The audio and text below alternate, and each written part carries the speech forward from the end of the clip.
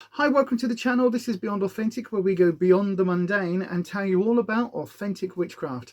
My name is Lisa, and for today's Witchy Wednesday video, I want to talk a little bit about the differences between Wicca, witchcraft and paganism, but also a little bit about the magical books. So if that sounds like something you'd like to watch, then stick around.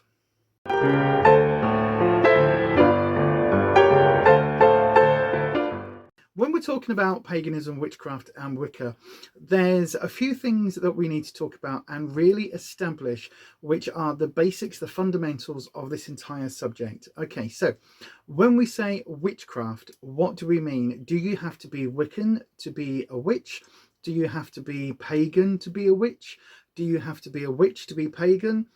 Are Wiccans pagans? Are pagans Wiccans? All of that. Let's break it down.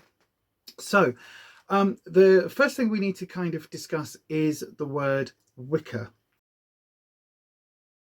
So Wicca is a very specific thing. It's actually a religion with its own book, its own practices, its own gods and deities and goddesses, and all of that. It's got its own correspondences. It is its own thing. It was invented back in the 50s by Gerald Gardner, and it was based on tomes and things that he kind of put together from snippets of information here and there, and then kind of combined into what is called what is known as Wicca today. So Wicca is a very specific religion, as I said, and it has various things that you should follow if you want to follow the Wiccan tradition, the Wiccan path. So that is that you honor a god and a goddess. You can honor multiple different god and goddess images, but you always want to balance the god and the goddess energies. You want to have those two in balance at all times, basically. So even if you're doing a working for the god, you want a representation somewhere in there of the goddess, just to kind of bring that balance, even if you are fundamentally working with the male god energies or the female goddess energies. There are also all sorts of rules and tools and stuff that kind of go alongside any other book-based religion. So whether that is Christianity, whether that is Judaism, whether that is Islam, whatever kind of book-based religion it is, Wicca is a very similar one. So there are rules, the rule of three, the threefold law. So the idea of anything you put out into the universe coming back to you times three is a very Wiccan one. There's also some very hard and fast rules about gender, not even gender diversity, but about gender balance. So in a lot of Wiccan covens, you have a priestess and a priest. You have a high priestess and a high priest, and you have these various rituals which involve the males and the females, and it can kind of get a little bit adulty at times. There are things where you've got a kiss. There are things about working skyclad, which is another word for nude. There are all of these kind of rules that were written in the 50s, and they are very specific to Gardnerian witchcraft. There is also Alexandrian Wicca, which is a slightly different version of Wicca, which is slightly more, I would say, slightly more ceremonial magic based, slightly more kind of echoing back to the Knights Templar and things like that. So a lot of the sort of the early Wiccan kind of tradition kind of echoed bits of that, and there was very much a gender imbalance. These days, Wicca is far more gender diverse and far more open. Now, it isn't necessarily that open to trans, non-binary folk.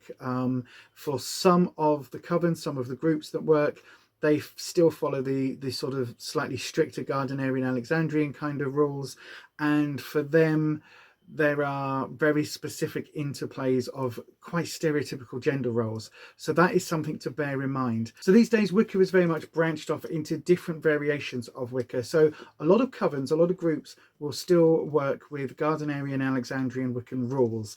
So they follow those guides, they follow those books.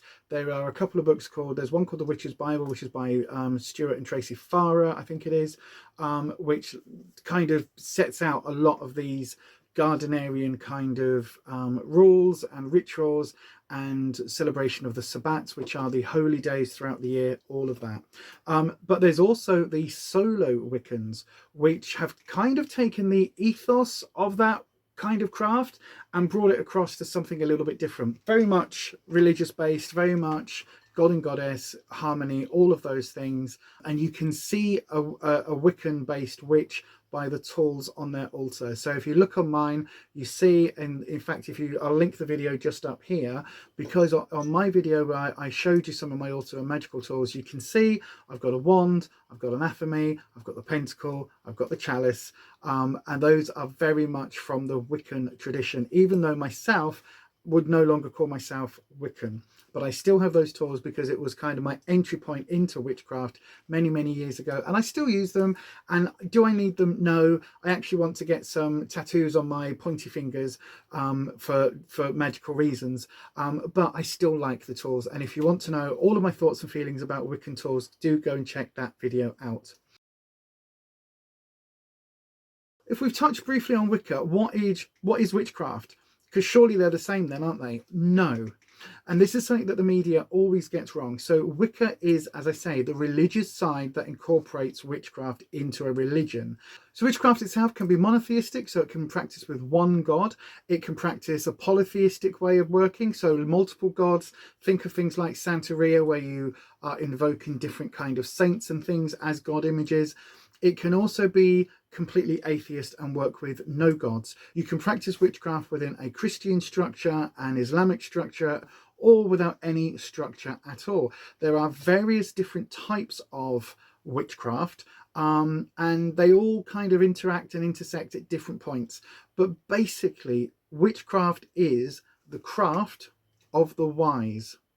So that's literally what it comes down to. And the idea of the craft of the wise was that certain people would learn certain things and practice that craft. So some of it is things like herbalism, magical herbalism. So we look at the magical context of herbs, but also we look at the healing elements of herbs. So for a lot of people back in the day, you had the doctor, male, who was always like, you know, because men did all the reading and the writing, so the doctor would be somebody that you went to. But if you couldn't afford to go to the doctor, or there wasn't a doctor in your village, you would go to the wise woman in your village and say, you know, oh, I've got pregnant with the guy next door's baby. What do I do to deal with that? Or, you know, my husband can't quite perform anymore. What do I do for that? Or, you know, old man Smith down the road, old man Smith is like 40s, ancient, where he's got some bowel issues, he hasn't been for a while, how do we deal with that? And the local wise woman in the village would have all of these concoctions, these lotions and potions, and would basically be the wise woman, the healer, and she would be the one that you would go to for childbirth, tooth pulling, all of that. And that was considered witchcraft by the white men who were trained as doctors, and they didn't like it. So they basically poo-pooed the idea that women could have that kind of power. So that is where a lot of the anti-witchcraft thing comes from. Also, while I'm here and talking about kind of some of the reason why white men were kind of poo-pooing witchcraft, this idea of white magic and black magic is also from the same white men, and it is an incredibly racist stereotype and a very racist position, because what was considered to be black magic, which were blood sacrifices, animal workings, things like that, largely came from the Afro-Caribbean cultures. And it wasn't just those, but it also was kind of like the indigenous sort of European cultures as well. But it was very much seen as being the African cultures, and it was poo-pooed again because white man doctor over here didn't want anybody else learning some of these things that have been part of life for thousands and thousands of years. And just asking the question about, you know, are you a white witch or a black witch? It's completely it's a question fundamentally based on racism, because witchcraft is neutral in the same way that medicine is neutral. Okay, if you have a pill in your medicine cabinet, say you've got, I don't know, say you've got paracetamol, you've got a headache, you take 2. However, that same pill, if you took 32, would have a very different impact. And it's the same with witchcraft. It's the same with magic. Used in one way, it can heal. Used in another, it can do damage. And that is the reality. Witchcraft is the line from The Craft, the film, where true witchcraft is neither white or black. It's grey, because life is grey. There is no like black or white in terms of polar opposites in terms of life. Everything is on some kind of spectrum. Anywho, back to witchcraft itself and what we consider witchcraft. So as I say, a lot of people these days are like myself, eclectics. So I'm an eclectic hedge witch. So when we say hedge witch, we mean that I practice very much close to the hedgerow. So I practice kind of in that seasonal kind of form of witchcraft. So I have different rituals that I do during the summer to what I do in the winter. I am very mindful of the turning of the year, and yeah, things like that. So yeah, so that's kind of witchcraft, right? So witchcraft is the craft of the wise, and there are lots of things that you can do for witchcraft. You can do witchcraft in lots of different kind of ways. It's about kind of coming up with or using spells, workings as I call them, and practice and prayer to the universe. You can think of it as basically trying to change a situation using non-physical, sometimes physical, but mainly non-physical means. Which then brings me on to paganism. So what is paganism? Well, paganism is basically an umbrella term for anything that the Christians deemed wrong. Anything that wasn't Christian was at one point or another classed as paganism. So the word heathens, you know, those unwashed heathens, heathens were simply the people of the heath. So the people of the land, those were heathens, and they had their own traditions and their own kind of magical systems, if you like, their own version of witchcraft. So again, you would have the heathens, the people of the heath in Scotland and in Celtic lands, who would be living quite happily with their herbal remedies and their, you know, oh, you've got the stingy nettles, let's go and get a dock leaf and all of that. You would have those people living quite happily, making the odd offering to a god here or a goddess there, as fits their kind of wheel of the year with the sun going around the earth and everything, as people thought. But that wasn't good enough for the Christians. So the Christians came in and said, you've got to do it this particular way. Everybody else is a heathen, and that's a bad thing. So paganism itself is like an umbrella term. So one stream would be Wicca.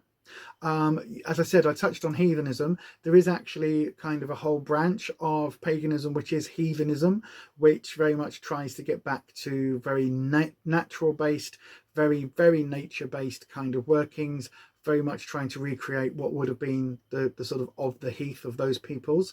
There is Norse mythology, which ties in with the runes and Odin and the Norse gods. Thor, think Thor from the Marvel films, but it basically takes that whole Norse pantheon. There are Roman deities, Roman pantheons and gods. There are Greek pantheons and gods. So when you think about people like, or god and goddess images like Aphrodite and Apollo, all of these various different kind of gods, there are different working systems that you can use with each of those. There is a Celtic tradition, which very much goes on, is very much based on the Celtic sort of gods and folklore. So that can be different in Ireland, which is different to Wales, which is very different to Scotland. And even in sort of Devon and Cornwall, they have their own folklore, they have their own kind of magical system. I actually grew up in Hampshire, so I was very close to the New Forest, and the New Forest has a fantastic history of its own version of witchcraft. They've got their own traditions that have kind of been handed down through time. It's not something which is very obvious, even though if you go to somewhere like Burley in the New Forest, there are all sorts of witch shops there, which is, it's one of my favourite places. That, Glastonbury and Stonehenge are some of my favourite places in the UK. If you do ever find yourself in the New Forest, I can heartily recommend popping to Burley for a day visit or an afternoon visit and spend some money in some of those shops, because the gods only know that they need it. They are struggling after the year of COVID. So yeah, if you are around and it's safe to do so, do please pop in and spend some money in those shops and help keep them going. Some of them have been there for absolutely decades. It's a fascinating place. After filming this, I did discover the Coven of Witches website, which is covenofwitches.co.uk. This is my favourite shop in Burley. It was originally opened by Sybil Leek. There's a whole history behind it, and it's the only one that's got a website. So that's covenofwitches.co.uk for all your witchcraft needs. Yay!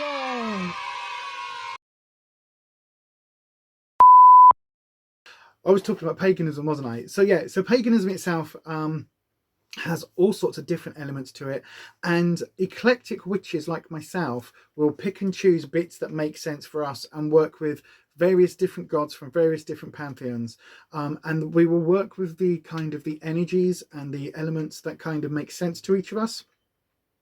So for me, you'll see I've got my triple moon kind of tattoo. This represents the goddess. I've got my tattoo there, which represents the goddess. I work with a lot of goddess energy because it's something that I always have worked with. Obviously, being trans, there are all sorts of other connotations for me. I personally believe that trans and non-binary folk, we kind of straddle this idea of magic, because the whole idea is that if you go with the sort of the Wiccan feel, even if you just go with sort of like some of the more pagan traditions, like the idea is that there is this male and female energy, which are both supposedly part of the same divine, so the same deity, the same universal concept, whatever it is that people put sort of labels on, that energy has both male and female elements of it. And what are trans people if we aren't made up of male and female energies? Non-binary folk who step outside of those sort of constructs, you know, all of us on this wonderful gender spectrum, we all inhabit various different amounts of those energies. And for me, that connection is something which I have been exploring for many, many, many years. And it's something which I've had lots of kickback for, and had transphobia within pagan spaces, being literally told that I am not welcome into certain spaces because of my trans status. So yeah, and those were interesting discussions which I might talk about in a future video.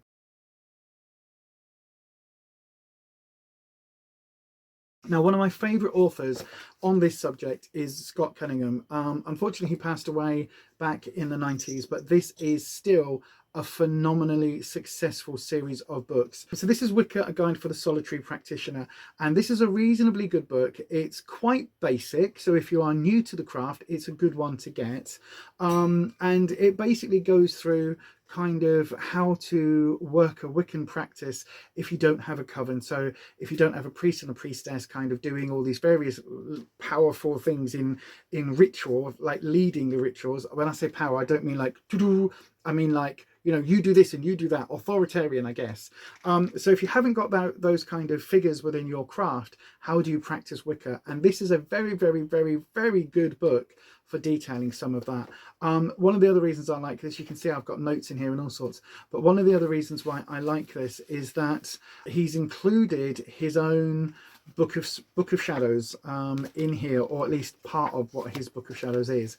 And this very much, sort of the second half of the book, this does take, or this forms the basis of some of my own book of shadows from the early days. So some of the symbols, some of the runes that he uses, there's all sorts of bits and pieces in here which are useful starting points, useful sort of places to come from, really, or to start from.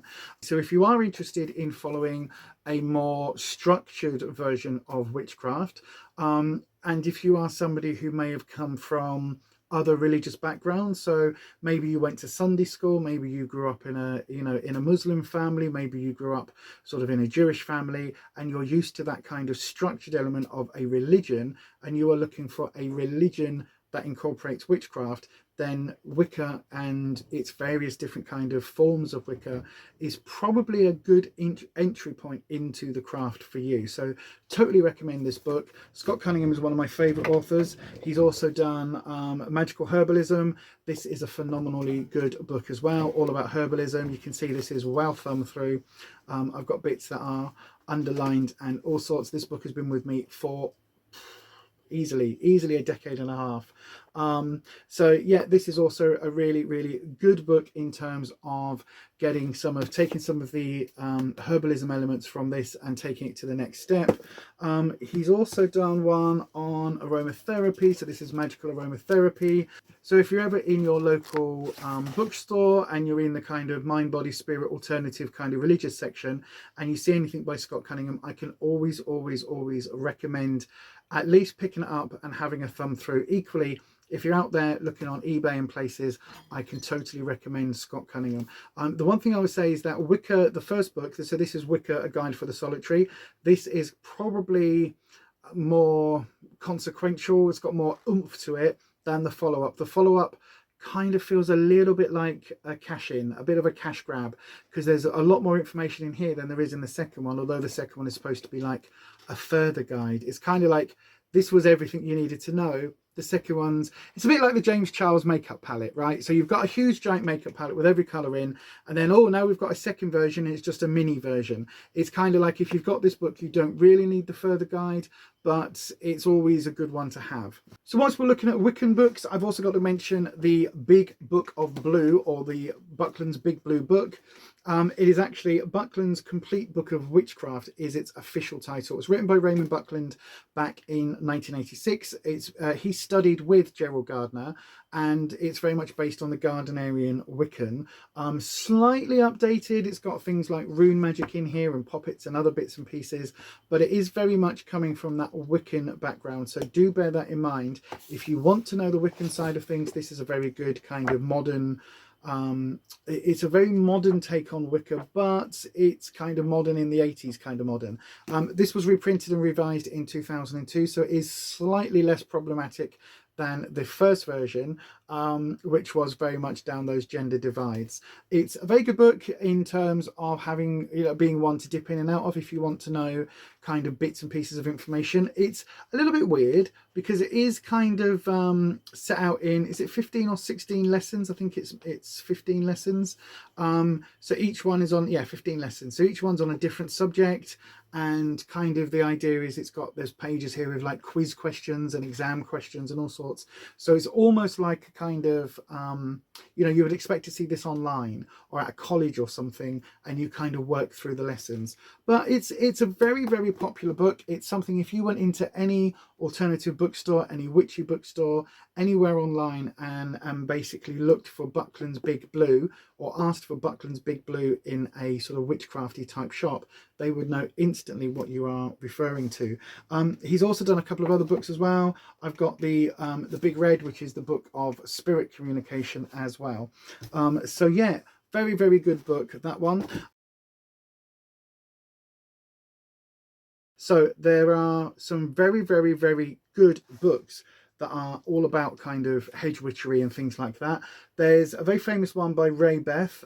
This is really dirty and dusty, called The Hedge Witch's Way. Lots and lots of information in here. Not so much as a kind of how-to, but kind of as a how-to. So yeah, it's a really good book without it being kind of like aimed at kids or just a spell book, which is also not necessarily a bad thing. There's also a couple of really good books I've got to recommend. Anne-Marie Gallagher's The Spells Bible, if you want a good book with lots of different kind of spell workings in here.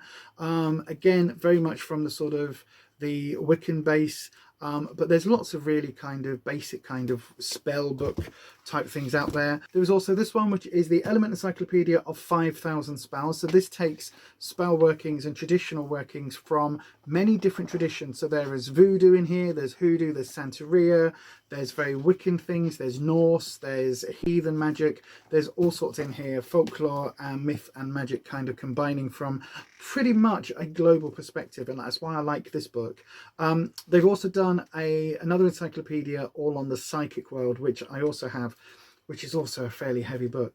What I would say is, if you want to know more about this subject, Google is your friend. I will be making videos on a weekly basis looking at kind of various elements of witchcraft, at the tools that I use, how I practice, why I practice, all of that, but also teaching you a little bit about tarot, maybe a bit about crystals, maybe some healing. Let me know what you want this series to be, and I can cater it and kind of pivot it depending on what people want. But Google is your friend if you want to do some research. There is a wealth of information on Wicca, on paganism. You can research Gerald Gardner and the Alexandrian traditions if you want to look deeper into that.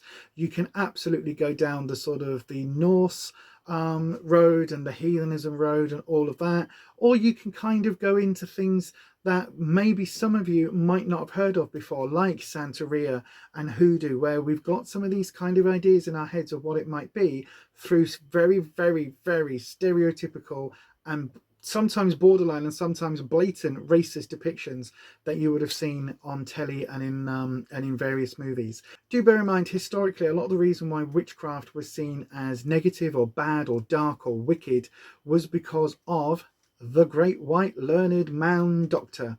Yep, those people who were the ones that controlled who had access, and they were the ultimate gatekeepers to a whole wealth of magical knowledge and information, which now, thanks to the internet, is slowly getting out there.